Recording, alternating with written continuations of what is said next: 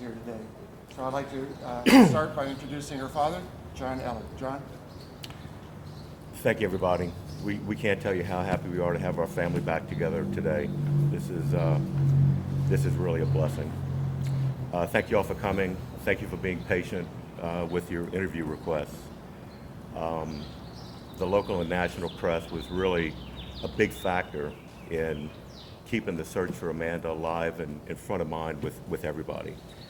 To keep the prayers coming, keep the community interested, keeping hope alive. It was a big factor. You guys were a partner, and we appreciate that.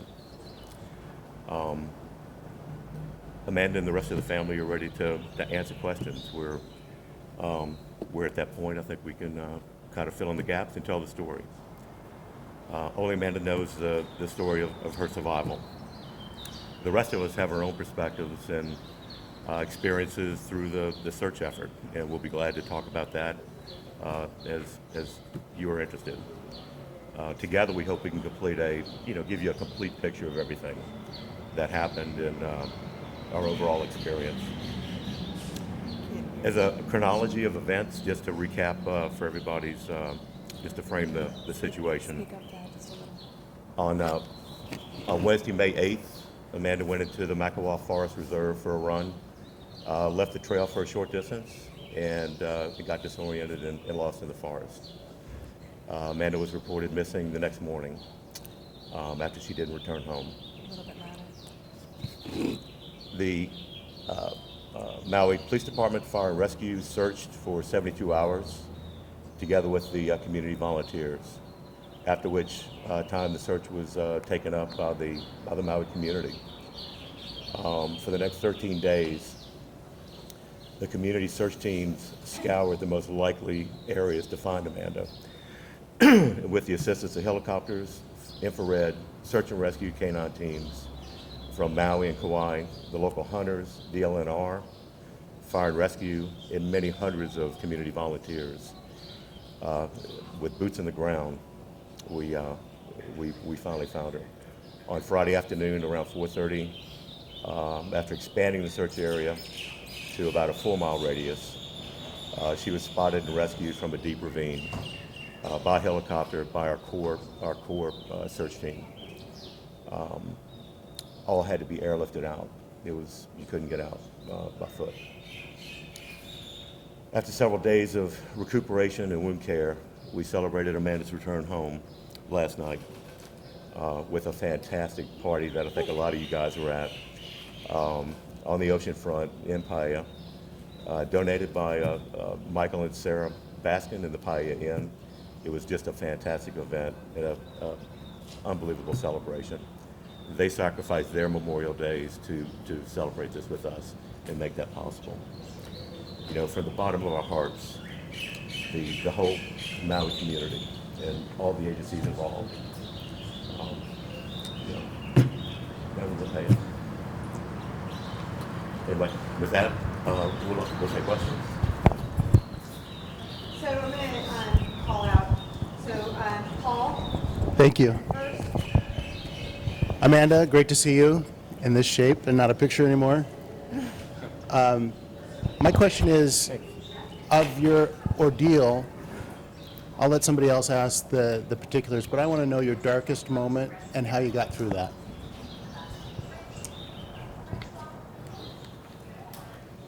Probably going to cry throughout this whole thing.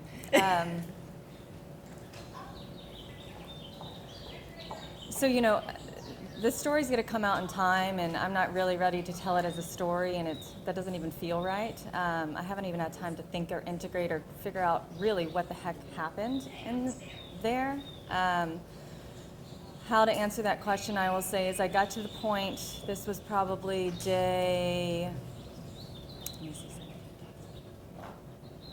14 or something like that, and I said, okay, 2 weeks, and I'm looking at numerology, and every day I'm thinking like, okay, today's the day, like number 14, what is that significant for? I just had such hope in my heart. Every day I'd rise with the daylight and I'd be freezing. I'd have to soak my ankles so that I can get up and like move around a little bit and not be debilitated. And I just had such hope in my heart. I'm like, today's the day. I hear the helicopters are coming to get me.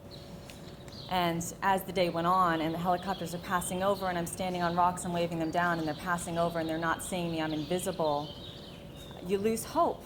And your hope meter starts to decline a little bit. And then as the sun starts to go down, you're like, okay, another night alone.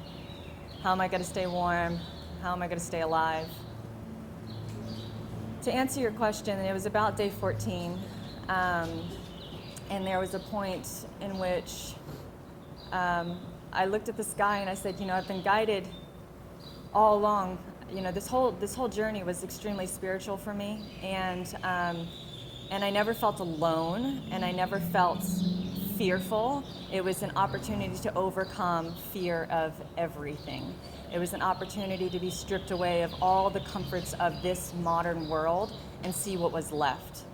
And that there was such amazing beauty in that. But at this point, it's like I've had everything stripped away. I'm so uncomfortable. I can barely move. What else do you want from me? And I had, in a moment, I was like, mercy. Like, I just say mercy. I'm looking at the sky like, just please pick me up. I'm ready. I've learned. I feel like this is my soul's journey. I know this is an essential part of my story and my being here on earth, but I'm ready. And I call mercy, and I choose free will, and I say no from this point. And it was a very loud, clear message that I received, and said, if you want to say no and you want to sit on that rock, you're going to die. So you have a choice to make. You could sit on that rock and you can die. And you could say mercy and you could feel pitiful for yourself and play victim, or you can start walking down that waterfall and choose life. So it was literally, it was a pivotal time in my life where I had to choose life. And I said, this isn't just for me anymore. Obviously, I come first, and I have a sole purpose of being here on earth, but it was like my mom and my dad, and like every single step of the way, it was like, I choose life, I saw my dad. I choose life, I saw my sister. I choose life, I saw Benjamin, and so on and so forth. Every single step was I choose life. That was the only thing that like kept me going, to the point where I at least got like half a mile down the waterfall and like laid in some grass and slept there for the night. That was a dark moment, but it turned out to be light. It was an opportunity to choose and not play victim to the scenario. So, long-winded answer, sorry. That's great. ABC? Amanda, my name is Marcus Wong with ABC News. Thank you for taking my question. I'm so glad to see that you're okay and with your family. One of the things that was reported quite a bit is that you slept in the den of a wild boar. I wonder if you could tell us more about that. Did the boar show up? And just give us a sense of what that was like for you. So there's boars everywhere through there, and it's that's their home. I'm in their home, and so I was very respectful of that. And again, I'm guided, so there were times where I would see a very nice looking boar den where I'm like, that might keep me warm, and I got a message like, don't go in there. So it's interesting, this is the Chinese New Year, this is the year of the boar. I'm a boar, and so I'm like finding myself sleeping in boars' homes, and they were trailblazing for me. The only reason that without shoes and socks and any kind of like armor on, and my ankles were already tore up, it was like me following boar paths to their boar dens to sleep for the night. So bizarre. But yeah, I mean, it was every night I tried something different that I was guided towards. I would, again, the whole thing was guided, and I'd say, okay, where is my best opportunity for sleep so that I can get some kind of rest, so that I can heal, so that I can close my eyes and feel safe for the night. And I would just be guided to different things. So whether it was on tall grass, whether it was on rocks a lot, whether it was in the mud, which I don't recommend ever doing that. It's very cold and it doesn't warm up. Yeah, I don't really know how else to answer that besides that it was uncomfortable, but it was better than, it was good to be alive, so. Let me go with sorry, but we'll come back around to you. Thanks. Take care of everybody. Let's see, where am I at? NBC? Hi, I'm Molly from NBC. Fantastic. Thank you. You're sitting here radiant. What people never understand about your experience? What don't people understand about this whole thing is bizarre. This whole scenario is bizarre. You know, I mean, people are like holding me up as a hero, and I don't feel that way. I'm so happy that my story can inspire others. I mean, truly, like that's how I live my life, is like I want to be an inspiration to others. I want to light the fire in other people. I want us all to be so stoked to be here on planet Earth. And like every single morning we wake up, we're so happy to be here, you know? That's my goal. And obviously to end suffering too. I can go on tangents forever. My patients know that.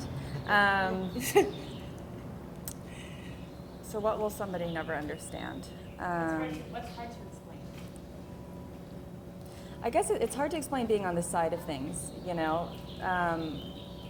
The acknowledgement that I keep coming back to is like my family, the community, like all of, you know, the newscast that like you guys kept this story alive. I mean, really without this, like I could have just been dropped off. They could have just forgotten about me and said another missing person, no big deal, you know. So I'm just like I'm sitting from the standpoint of being in extreme gratitude for everybody caring so much to pull together, to take time out of their own life, to rededicate their focus of their own life towards me, whether they knew me or not. And that sense of pulling together, that sense of community, that sense of like ohana and family that we talk so much about here, and that true aloha, it's like, I don't know if anybody can feel what I feel when I look out through my eyes and see what's happened in this situation, and that this whole circumstance is reproducible, and that we can be doing this around the globe. And this is tribal communities. This is what we came from. This is how we should be living, is we should be caring so much about the person next door to you, you know, that you may be like going out of your way to do something for them, which is going to be more giving, more receiving. I mean, that's really what life is about. It's just that giving, that caring, that relationship. So I think if that answers your question, it's just, I have such a deep sense of that now. I'm fueled by that. We're all fueled by that. We're like, how do we keep this fire going? How do we keep this inspiration going in a world that can seem so dark sometimes? You know, it's like, let's keep passing the flame, let's keep lighting the spark in each other so that this doesn't just fall to the wayside. You know, this is a real opportunity right now for us all to kind of like wake up and tap into our hearts and start to operate from that space. So. CNN? Hi, Amanda. Kitty O'Keefe with CNN. Thank you so much for talking to the media today. You talk about choosing life, and you're here with your family and such a strong community here in Maui. How does this experience change you and your life purpose going forward? The message that I kept getting when I was there was that this is not punishment. Because the first 5 days, you know, I just wanted to play victim and crawl into a hole and be like, why me? This is not punishment, this is a strong opportunity. All I see is opportunity and light. And you asked me a question, I go on a tangent and then I can't remember your question. Can you ask that one more time? You talked about choosing life. Yes. And how does that change your life purpose going forward now that you've survived? So it's interesting, you know, I've had a lot of spiritual work done over the last 4 years since I've lived in Maui. I've completely transformed as a person. And my purpose, I believe, all along has been I want to help suffering. The whole world is suffering in some way. There's so many people that are depressed, that are numb, that are in a state of unconsciousness. And I want everybody to be able to enjoy life, really. So it's interesting, you know, I'm a physical therapist. I call myself more of a healer than a PT at this point, and yoga instructor, obviously, all that other stuff. But my whole purpose before this happened was like, I want to get you out of pain. I want you to be able to enjoy life. Yeah, really, that's it. It's like, let's get each other happier again. And now it's kind of like, it just kept coming in when I was there. It's like, your purpose is to wake people up. Your purpose is to shake people alive, to realize that we all have this same thing inside of us. I'm no different than anybody else. And we all get to choose life on a daily basis. We all get to choose happiness. It's like which wolf we feed, right, on our shoulders. So making decisions and actions and behaviors that are backing that up. to we create the life that we live. So really, it's interesting that it's shifted so much from a place of like, let me just put my hands on a patient and try my best to get them out of pain and to have them enjoy life a little bit, to like, now it feels more like widespread, like I'm reaching a bigger body of people, which is beautiful. And I'm just looking for that pyramid effect in the most beautiful way. That's a bad word, but if somebody has a different word, I'll use it. But that branch effect, where we can all just be like spreading our arms out, touching as many people as possible to create that like positive shift in light and heart. So, you're welcome. CBS? Hey there, Amanda. Jonathan Gigliotti. First, thank you for inviting us yesterday on Story Covering, so I hope I could be as articulate as you have been. People who are unfamiliar with the why may not understand how easy it is to get disoriented in the forest, in the jungles. Can you explain how you lost your sense of direction after Yeah. waking up from that meditation? Totally. You know, it's so interesting because the story starts off like, I just got lost in the woods, you know? It's hard to explain what happened. That's a very grounded way to put it, getting like disoriented in the forest. But there was something bigger at play, you know? But to answer your question specifically, I will say Makawao Forest, anybody that's been there searching, you guys know, I mean, you turn your head one way and it looks exactly like the other way, exactly like the other way. I'm like, which way is north, which way is my car? So Makawao Forest in particular, there's something very tricky there in that particular forest. Haleakala, I have my bearings. Other places on the island, I have my bearings. But that particular, it's just like it all went out the window. And the only thing I could say is that, you know, I started off that morning and I said, I had plans with my friend, they got canceled, and I said, I have the whole day to myself. What do I want to do? I need to connect to nature, I need to ground. And it just came in so strong, Makawao Forest. I was like, that's weird, I haven't been there in forever. So I just went up there, you know, got out of my car. I was like, well, I'll go for like a 3-mile like hike. I really love to stay away from EMF. I love to stay away from cell phones. I love to just truly dig my feet in the dirt and connect to nature and feel that. And so that's my goal, 3 miles, whatever, couple hours. And I don't really know what happened. All I can say is that I got out of my car. It's like, you know, I have a strong sense of internal guidance, whatever you want to call that, a voice, spirit, everybody has a different name for it. Heart. My heart was telling me, walk down this path, go left, great. Go right. It was so strong. Go left, go right, go left, right. I'm like, great. This is so strong that obviously when I turn around and go back to my car, it's going to be just as strong when I go back, but it wasn't. At what point did you realize you were lost? It was probably that. So I took a break. I sat down, I laid down on a tree, I was looking at the sky, and when I got up and I tried to go back the way that I came, which I had a sense of direction at that point, the path was not leading me back to my car. And I tried all these different paths, and then I was like, oh shoot, these are not bike paths, these are not walking paths, these are boar paths. So the boar paths were just leading me into boars' dens and like, you know, off-roading essentially. And so at that point I had no choice because everything looked the same. I said, well, the only thing I have is my gut. I don't have a compass, I don't have a cell phone. So spirit or whatever you want to pray to, I said, I need your help right now. I need to get back to my car. Please help guide me. And I have, like I said, I have a strong sense of guidance. So I started following that sense of guidance.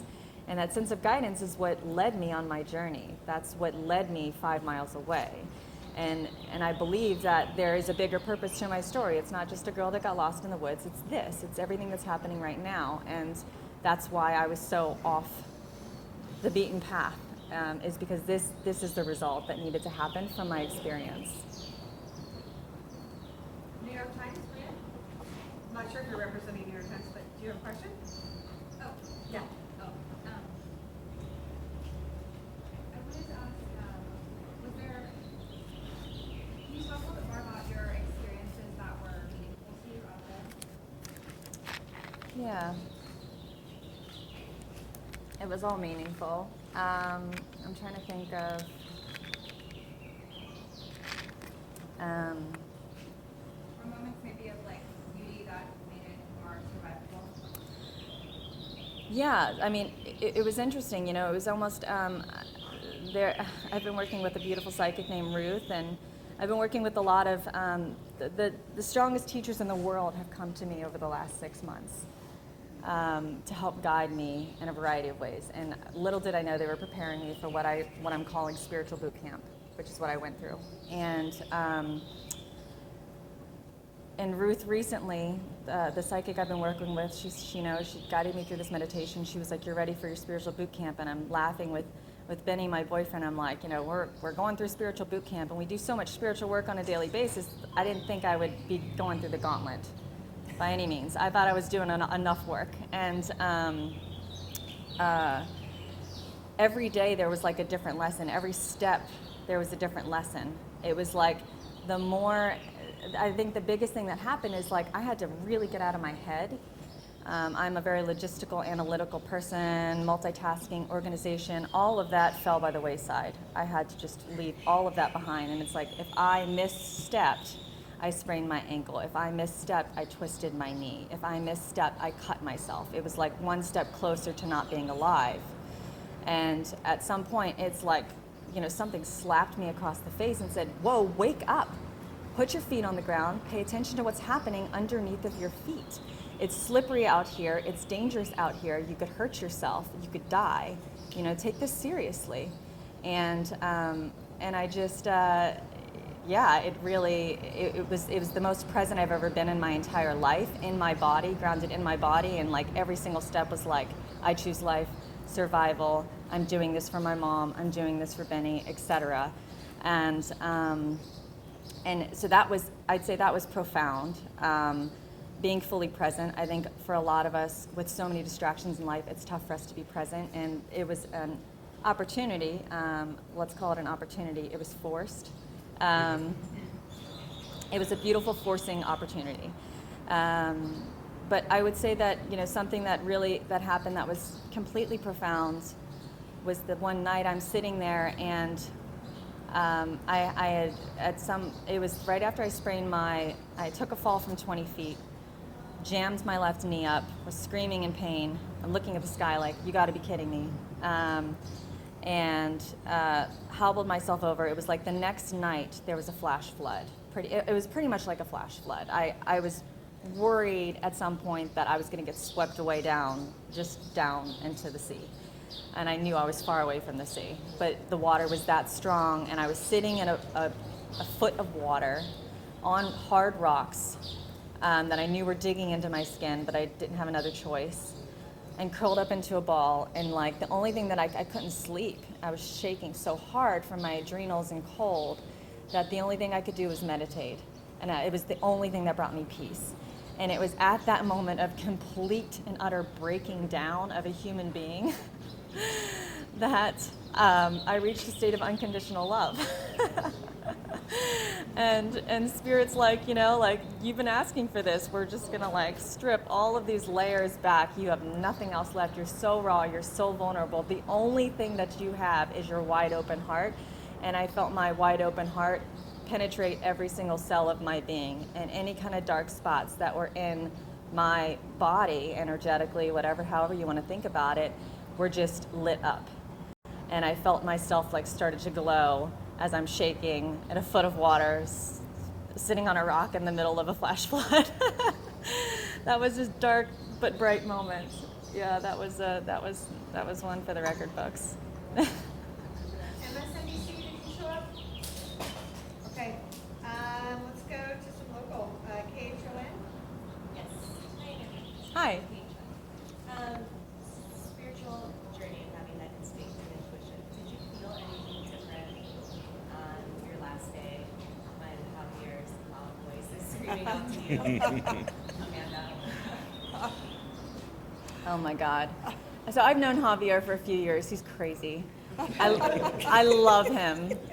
He's my dive instructor. He's my dive master. We've been working together for a while. It's just so funny that he's the one that came out of the woods. And I'm seeing these guys like come over me in the helicopter, and I can't tell you, my heart just fell through my feet.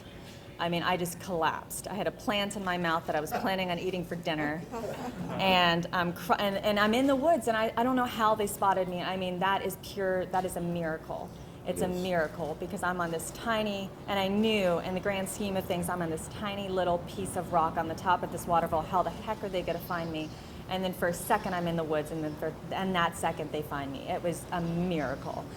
And when I looked up and I saw the helicopter right over me, and he's pointing right at me, I just like fell to the ground and just started bawling. And obviously at that point, I'm like so attentive and like, this is my survival, this is my savior, I'm going to live. And it was the communication non-verbally was very clear. They were like, we have to circle back around, we can't drop down. There was no space there for a helicopter. I mean, and when I just, earlier that day, I mean, I was having visions the whole time. I had this vision of Javier rappelling up the waterfall and peeking his little head out and saying, I got you, girl. and I was like, no way, there's just no way. And when I heard his like a Tasmanian devil coming out of the bush. And when I heard that Tasmanian devil voice, I was like, just no way. Like, what is, I hear a voice and then I hear this other thing. And I heard, it was like Chris Bergquist, and then I heard this other thing, and I was like, that sounds like Javier. And he's like, you know whose crazy voice this is? It's like, oh my gosh, you know, I just collapsed, and it was like the best first hug ever, because what a man. I mean, you know, really, it's just like, he didn't give up on me. And we're friends, but we're not that close. And he wasn't gonna give up on me. He was like, I was gonna be out there every single day, no matter what. Like, I knew I had to save you. And Chris Bergquist, who doesn't know me, you know, it's just these people. I'm just so blown back. There's not a word for my gratitude. There's not a word for seeing this in humanity, seeing this drive and this not willing to give up attitude of like, we're going to save you. You're another human being. You're in my tribe, and like, we're going to get you out of here. It's absolutely incredible. So. Hawaii News Now? Hi, Nanda. Lisa from Hawaii News Now. Thank you for speaking to us. Talk about this incredible support online through social media. It can also be a double-edged sword. Totally. There's been questions, you know, with your boyfriend and Sarah took autographs for those who's arrest, and there's been questions of the GoFundMe. How would you like to respond to some of those cynics or skeptics who may be questioning your? You know what's interesting is like I'm not one for social media, and like, you know, I obviously wanted to get lost. I didn't have my 911 services on my phone. I'm like, I had no idea how bad I wanted to get lost. But I don't pay attention to social media. This is what I believe is that there's a saying, and I'm gonna probably screw it up, but you know, there's a wolf on each of our shoulders. There's a good wolf and a bad wolf, and negative, positive, however light, dark, however you want to think about it in this world. I don't believe it has to be in balance exactly, but I do believe that whatever wolf you feed is going to gain power, and so I'm not feeding those wolves. I think there's a lot of confused, delusional people in the world that I'd love to help, and that I'm not going, and I've had a few disrupted people come up to me and say some disruptive things, and I feel bad for them. I mean, really underneath of it all, just like the Buddha, it's like I see their suffering and I see their confusion, and I'm not taking it to heart, and I'm not taking that energy in. Is the biggest thing. So that's my recommendation, is like, you can sit here and dig your nose into social media all day and look at all these, I don't even want to know what's on the internet as far as like stories and whatever. And so I'm just choosing not to go there. It's like ignorance is bliss in this case, because I want to focus all of my energy on the positive and like feeding forward, spreading the spark, like let's like come together as a tribe, a community. Let's let the whole world know about this. Let's change the way that we operate as human beings. I'm just ignoring it. And you know, I do want to give thanks to my boyfriend Benjamin. I mean, I know he's still under fire, you know, and without his like perseverance, like he was not going to give up on me no matter what. He knew I was alive. We were communicating in a different kind of way, and through it all, like he took a polygraph. He's like, no big deal. Like, I'll take a polygraph. Sarah barely knows me. She stuck her neck out for me over and over, and continues to. And so I have a lot of thanks for these people that are kind of taking the fall for me, sticking my head in the sand. I understand that.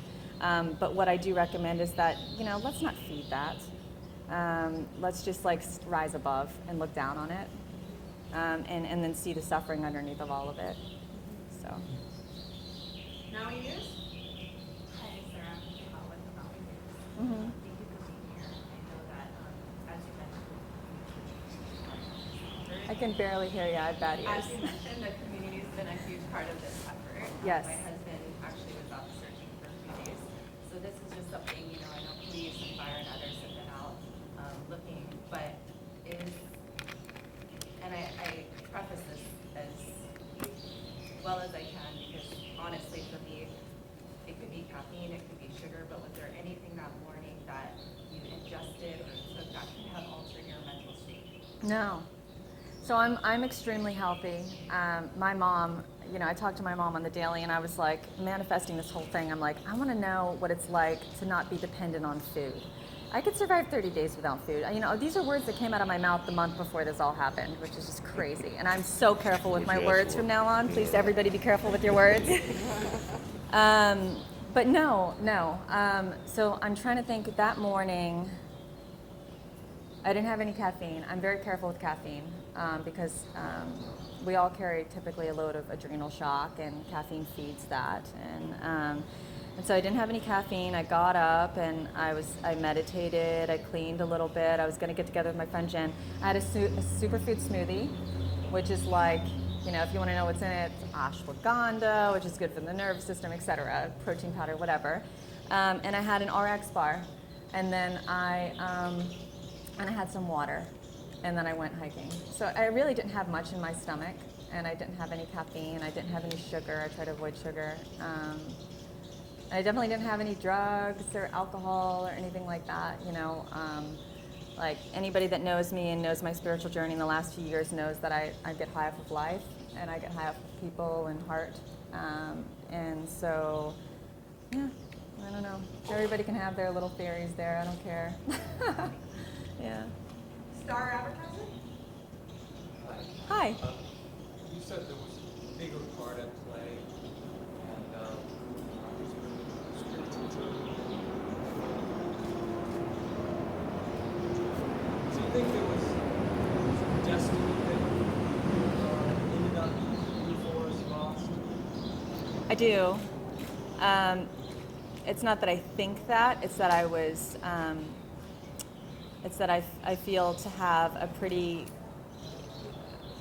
good level of communication with what I call spirit, God, source, whatever you want to call it. I have a very strong spiritual relationship. Some people aren't comfortable talking about that. I am, because it guides my life. And I will say that the thing that kept coming in over and over again, anytime I had that victim mentality, is that this is not your punishment. This is your destiny. This is your journey. This is part of your path. So after hearing that multiple times, I started to accept that. It was coming into a place of acceptance. Okay, all this stuff is being shed. This is my journey. This is my journey. It's like, it kept coming in. You want to heal people. You want to help suffering. This is your journey. You have to be on this side of things to understand, to move forward, to really help people. And so at some point, probably about halfway into the days that I was out there, I came into a place of complete acceptance of that, where it was like, this is my journey. I have to choose life. There's a reason why I have to keep myself alive. And in my mind, I mean, I understood all that. This is so small within my mind. I'm coming out of the forest thinking maybe my mom's on Maui because she might be worried. Do you know what I mean? Maybe. So like I'm just like, I'm not one for the limelight. I'm not like, oh, Amanda disappeared, the whole island's freaking out. I'm like, Amanda disappeared. I wonder if Benny's got to hire another helicopter company tomorrow because they didn't find me today. I mean, it's so small scale. So when I came out of the woods and Javier's like, there's all these people worried about you. You're on Dateline. I was like, what? Really? Like, your family's here? My family's here? He's like, are you kidding me? So, just baffled. Again, tangent, sorry. But this is so much bigger than me. And I think that's the most beautiful thing, is like, I'm so grateful to be alive. I wake up in the morning, I'm like, oh my God, I had a warm bed that I got to sleep in, and my body got to rest and to heal. My ankles are getting stronger. Like, grateful for every breath, grateful for everything. And I hope I never lose that. And I think if I start to, I'll get a strong reminder. Yeah, but the bigger picture of this whole scenario of really what went down is the most beautiful thing is hope and community and aloha and ohana and brotherhood and tribeship and all of that. I can't reiterate enough is that if I start to see like a movement occur in the world, it's like, whoa, I am so stoked that my story could have done that, you know, so. Washington Post, Guardian, you guys? Excuse me, well, we need just a second Oh, to yeah. prep for her. I have a doctor's Sorry. appointment coming. That was my job. Little late. Right.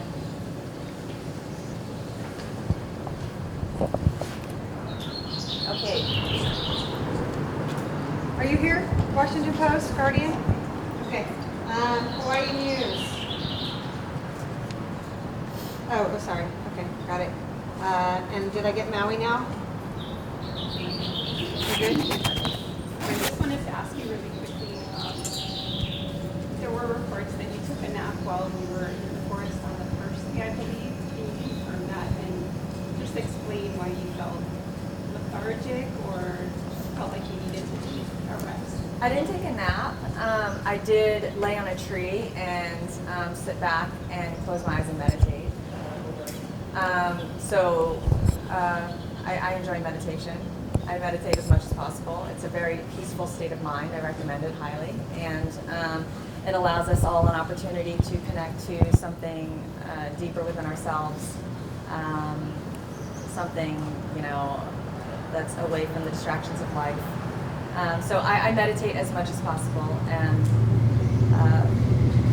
it was just kind of an opportunity to close my eyes, to connect to nature, to feel wind, water, air, you know, all those kind of things. Yeah, but it wasn't like it wasn't lethargic. It's like, this is my day off. I'm gonna lay on this log and close my eyes. So. Okay, we made it through our list, and we can go around. Oh, did I miss somebody? Yep, KIT. Oh, they told me that was the same. Okay, great. Sorry. I'm Paul with KIT. You talked a little bit about that tribal community. I'm sure you probably are aware that there is another missing hiker, Noah Hickok. And so you have some understanding of what he may be going through and what his family's going through. And I just wanted you to talk a little bit about that, your thoughts on that. And then maybe, John, maybe you can answer as far as I know some of the rescuers are going to help that, but if more of that is going to transition to this stuff, everything to help you, find you, what's going on. Yeah, you know, it's very interesting. I know him secondarily. Kahanu is, she goes to the same yoga studio, afterglow yoga, and it's her brother. And on the way, so I've been working with this amazing shaman. Her name is Mary Ellen. She came from Southern Maryland, and she has been a pinnacle part of my healing and understanding of really what is going on and what's happening right now, being able to protect me energetically. And she said to me last night, she goes, I know this is not an opportune time, but Noah needs your help. And I was like, wow, you know, I will give anything. And I felt that this morning. I'm in the car with Mom and we're on our way, and I said, I need to say a prayer for Noah. It's just coming through me. It's not something I'm thinking, it's something I'm feeling. And it's a different circumstance. I'm just gonna call it different. From my understanding, Noah was in a place where he did leave a note, and he wasn't really sure. He's confused, and he's not really sure what he wants out of life at this point. And I can't, you know, the only thing I can do is pray for him, and I can't be boots on the ground right now. But the only thing I could do is pray for him and try to offer him some spiritual guidance so that he can find a deeper sense of being, a deeper sense of wanting to be here and wanting to return to his amazing family, who I know his family through, you know, Maui's small, and I know they're amazing people, and I can't imagine what his dad and his mom and his sister are going through right now with him you know, going through this, he's going through his own soul's journey to figure out if he wants to be here. So my heart really reaches out to his family, and my heart reaches out to him. EL is a gnarly place. Everybody knows that. You know, it's a lot scarier, in my opinion, than where I was, given the history. And you know, I guess this is a perfect opportunity, if it's okay, to say I would love to say a prayer for him, and I would love to send that out through these microphones. And I hope that everybody else can like sit with me in their hearts and say that prayer from their hearts, that we can all like get him back home. If he chooses to be home, it is his choice as a human being whether he wants to be here or not. But my heart really reaches out to Noah, and I'm sorry for whoever's uncomfortable with prayer, but this is just happening right now. So I'm sending a prayer out right now. Great Spirit, angels, teachers, guides, helpers of the light and only of the light. And I'm asking, with all of these hearts and all of these beautiful people behind this prayer today, that we reach Noah, that we are able to touch his heart, to help him in this moment of confusion, to find clarity for his life, his purpose, his self, to find the love within himself to stay alive, to find the love within himself to stay alive for his family, for his community, for his tribe, and all of these beautiful people that only want him in the world. That this is a pinnacle turning point in his life, and that this will serve as a strong foundation for him to build upon, for him to make a difference in the world. I believe and I feel that Noah has beautiful, beautiful things to offer the world, and that this is his opportunity to choose life.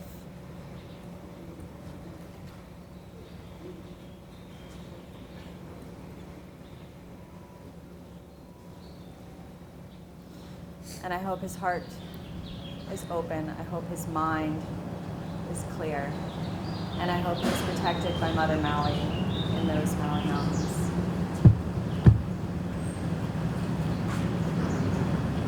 I send all of my love and all of my support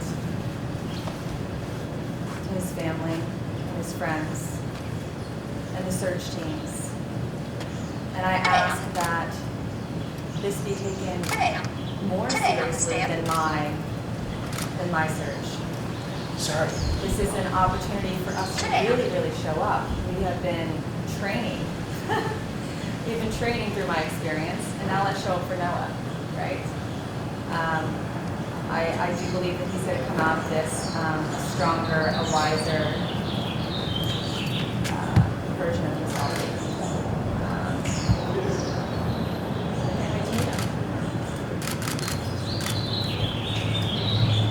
So we have 15 minutes left, and I don't know if I can cycle through everybody one more time. Does everybody really want to ask another question?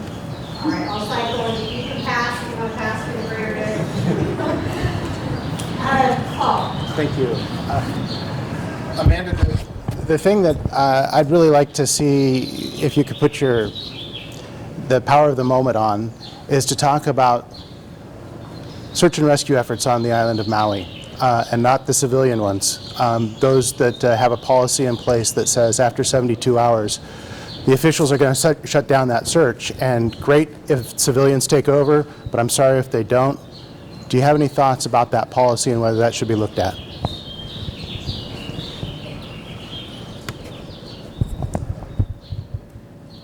I'm just trying to think about how to word this. I knew that was the case. It was like a knowing that that was over. The first day after I went missing, I heard the helicopters, and I was like, okay, great, thank you, Benny. Like, thank you for taking this seriously, you know, calling in rescue efforts, all that kind of stuff. But it was really crazy to me. You know, I spent my entire time, the first week, let's say, just trying to become more visible to helicopters. Those helicopters,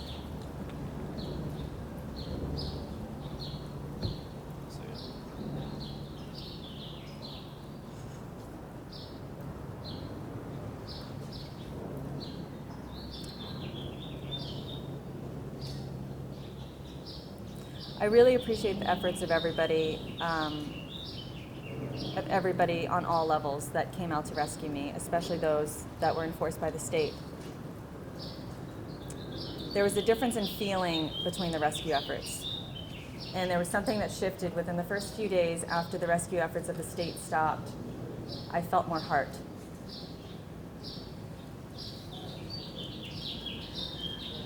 What I ask is that this be taken more seriously, that missing people be taken more seriously, that on a state level we are able to expand those policies so that we know that our tribe is taken care of. I hope that answers your question. I don't have much more to say than that. Thank you. Amanda, knowing what you know now, after having survived in the forest for over 2 weeks, what would you do differently when you go back? And any advice for anyone in your similar When am I situation? going back? You know, cell phones are great, people. Everybody knows that. I've been strongly against certain systems for a long time, and that was ignorant. So, what I would say is, obviously, I should have had a cell phone with me. There's a GPS locator on there. There's a reason why we carry them all the time. Obviously, it's like you can go for a hike by yourself. It's no big deal. Just take a cell phone, take some water. I just thought I was going for a short little jaunt of a run and then back to my car. But what I would say is, be over prepared. No matter what. It's so funny. I'm always an over preparer, and I always have food and water and sunscreen and hat, and I always do that. It's just that day, for some reason, I did not. And that's why I believe it was part of my spiritual journey. I believe that it was all these things needed to get stripped away, all these comforts, so that I can go on my own journey. That was just my experience. But I think everybody knows in Maui, it's a lot. It's a friendly jungle. There's not much that'll get you, but still, be prepared. The sun's gnarly, wind's gnarly, rain, flash floods, and I think anybody that has done any hiking in Hawaii knows, take extra precaution and just pay attention to where your feet are and kind of drop into the moment and be present. It can get scary quick, so, yeah. And I think in terms of when you were missing, would you stay put now, or would you continue to be on the move? Oh, if they had not found me? So that last day, it's so interesting. I reached that top of that waterfall, and I'm not one for heights. So I had there's a waterfall just above. It was probably 10 to 15 feet, a little hop in, and I was terrified. And I was okay, I got to the next little waterfall, and it was 30 feet, and I was no, if I jump off of here, I'm gonna probably break my leg, and then I'm done. So I knew, I'm checking in, I'm this is where I'm supposed to be. It was very obvious, it was very clear. It's the helicopter is going to pick you up at this spot. X marks the spot. I'm staying right here. And that's when I really got fried, because I didn't want to be in the woods. I wanted to be available where they could see me no matter what. I was going to stand up through all my pain and wave my arms and flag them down. So again, forgot your question, but so that last day, it was very obvious that I needed to be in that spot. But then, of course, your mind gets wondering, and I'm thinking, where's food? Water's here. Thank God my body was surviving off of the water from the waterfall. But food was very limited in that particular spot, and I really was getting to the point where I couldn't hike anymore. My ankles were binding up. And I was looking all around. There was no fruit. There was almost none of the other plants that I was eating. And so I was about to get very crafty. I was about to start making clothes out of ferns. I was about to really start testing the plants that I could eat, and I will say David Bruce Leonard is an incredible guide into the Hawaiian plants, and I've used his book for years, and he was there yesterday, and I just thanked him profoundly. I'm without the knowledge that you have given me, I don't know what I would have done. I would have been so confused out there. What can I eat? What can I not? I might have not eaten anything at all, and then who knows? So I had, in my mind, somewhere in there, it popped in 4 days. I had 4 days to live before I really had to start getting crafty with restructuring my idea about survival. So, but I think as far as if I would have been moved, I would have had to move because the food sources were nil where I was. So the only option I really had would probably be to go back upstream where I knew there was food. I don't think I would have gone down. And Troy tells me, he's a boar hunter, he's the one who rescued me from the helicopter. He says, if you would have kept going down, we would have never found you. It led nowhere. So if anything, I was heading back upstream. But I didn't have to. I didn't have to survive another day. So. NBC? Yeah. Maui again. Yes. So you've chosen life. You chose life every day of that journey. What do you want now? How are you going to give back? Where do you go? I don't know, my life just changed like overnight. I'm just thinking about getting my patients back on my schedule, truly. It's like my patients came to see me and I was like, how are you? I'm going to treat you as soon as possible because that's my purpose. I'm so driven by purpose of being here and helping people come out of pain and enjoy their life that that's what gets me going in the morning. So as soon as possible, as soon as I can heal and get back on my feet, I'm treating again. The patient population that I was treating previously, there's a lot of, I don't even know, chatter. There's a lot of very strong direction leading me to a wellness center in the next 5 years, where I want to be able to help really sick people get really well.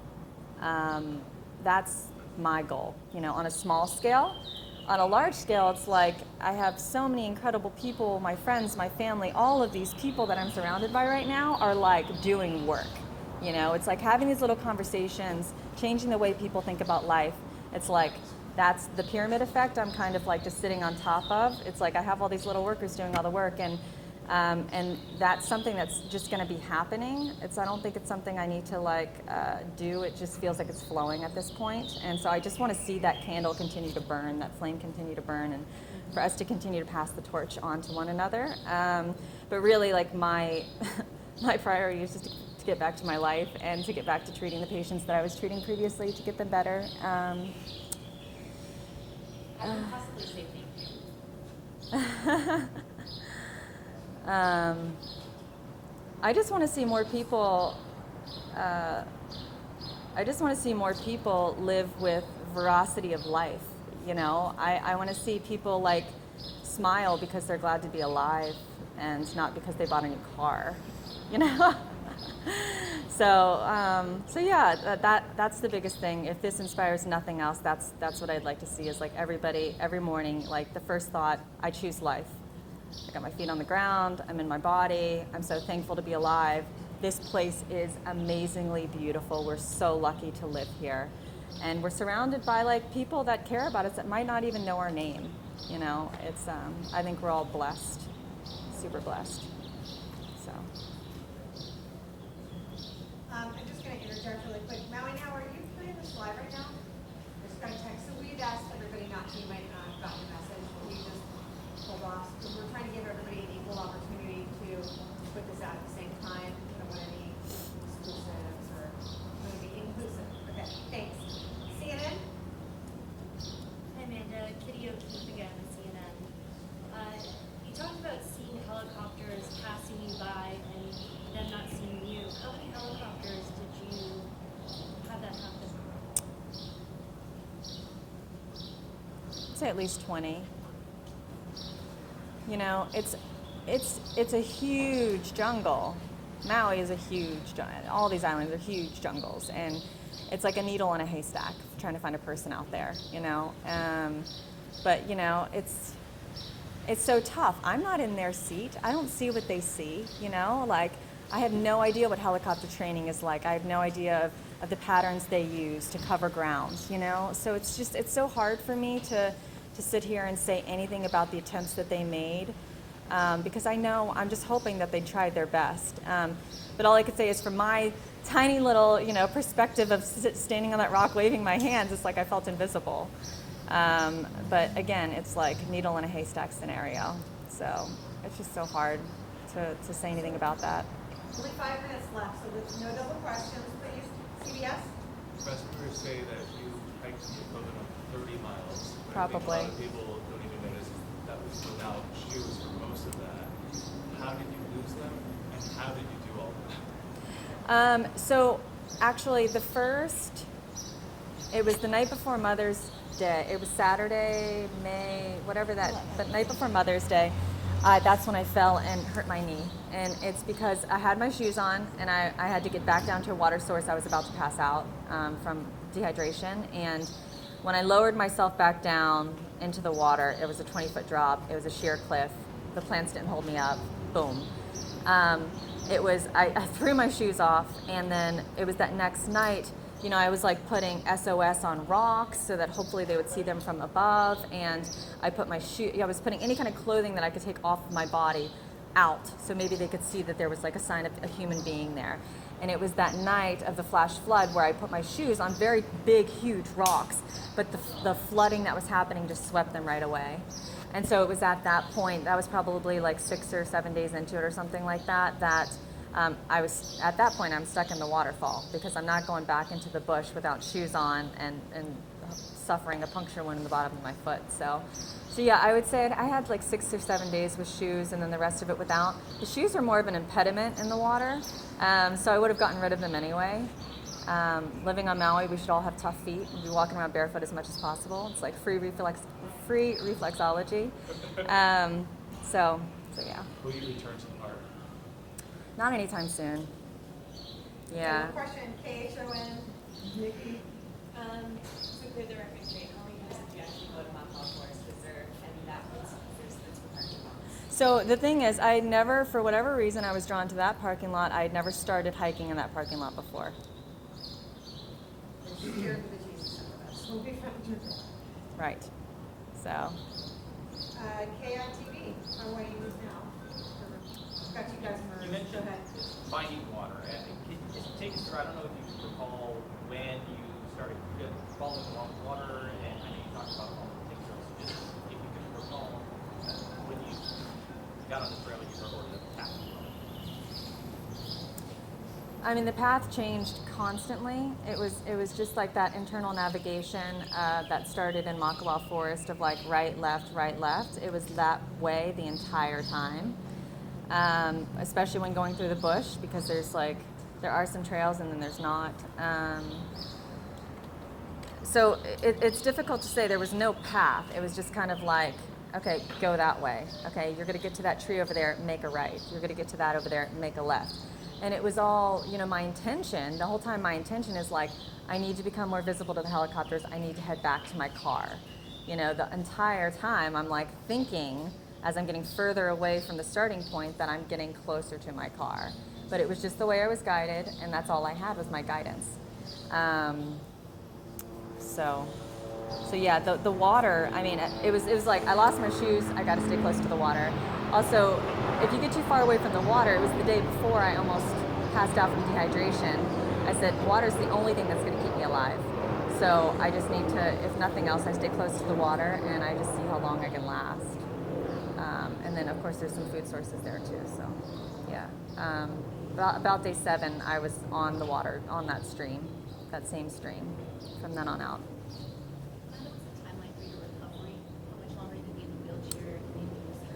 I'm pretty much on crutches. My ankles are really uncomfortable. It's more from like body bushwhacking, is what I'm calling it, through the brush, which is like dead ferns or thorny, just so everybody knows. And so they hacked into my ankles pretty good.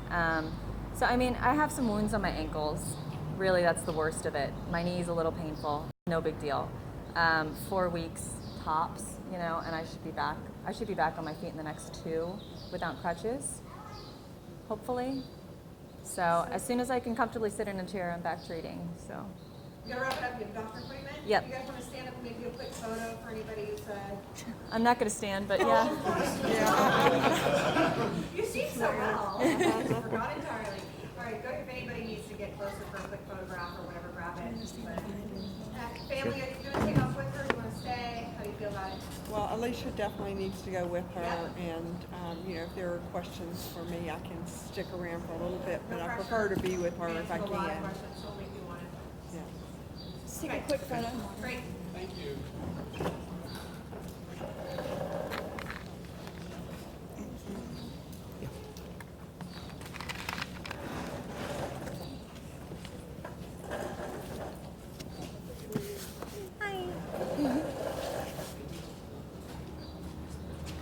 We taking pictures?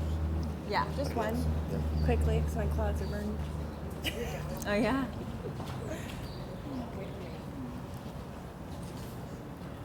We never get family photos. I know. I know. Christmas card. I know.